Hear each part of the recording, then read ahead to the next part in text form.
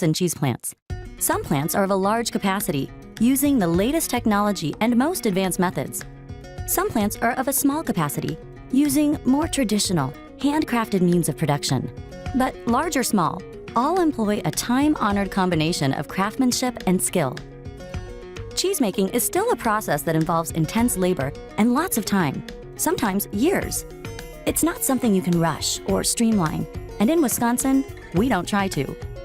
Wisconsin cheesemakers take pride in the process and strive for consistent quality in the cheeses they produce. Today, no other state sets higher quality standards than Wisconsin. Wisconsin was the first state to grade cheese for quality and still requires our cheese graders to be licensed through the Department of Agriculture. Cheese graders evaluate in 4 areas: flavor, body and texture, color and finish, and appearance. Wisconsin was also the first to license cheesemakers.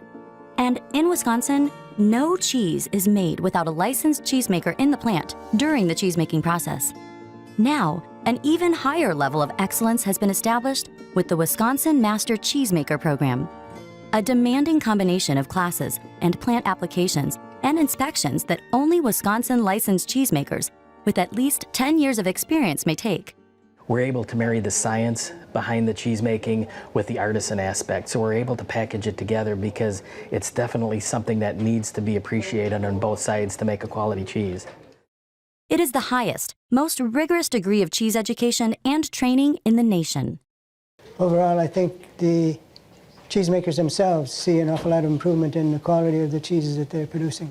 While the art of cheesemaking has advanced, the basic process has stayed much the same and still primarily depends on the skill of the cheesemaker.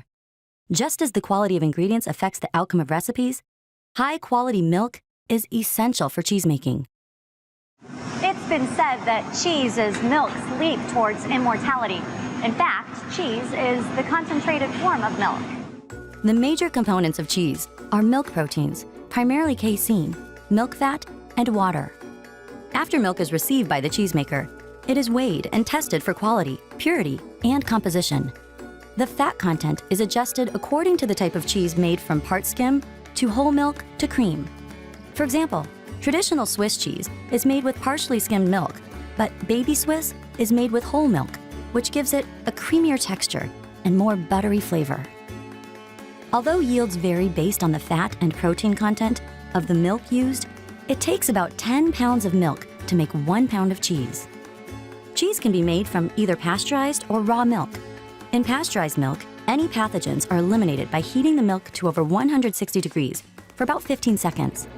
Cheese made from raw milk must be cured for over 60 days to eliminate pathogens. The favorable bacteria are known to cheesemakers as starter cultures. Specific cultures contribute to the resulting flavor and texture in different cheeses. 2 examples of starter cultures are Streptococcus and Lactobacillus. The starter culture's primary function is to convert the milk sugar lactose into lactic acid, which acidifies the milk and prepares it for the addition of rennet. Under the influence of acid and rennet, the casein begins to coagulate or gel, trapping most of the milk fat along with the proteins and some of the whey. As the gel-like mass begins to solidify, it is cut into curds. This begins the separation of curds from whey. Whey is the excess liquid which is removed in the cheesemaking process. The size of the curds varies depending on the type of cheese being made.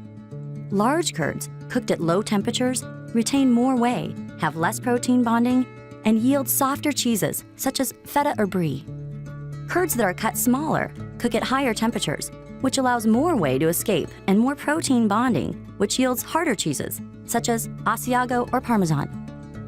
The whey is either drained away from the curds, or the curds are dipped or pumped out of the vat into perforated forms. This step leads to a process known as the knitting of the curds. Knitting transforms individual curds into one body of cheese with the characteristics of the type of cheese desired. Curd knitting time also permits lactic acid development and regulates moisture control.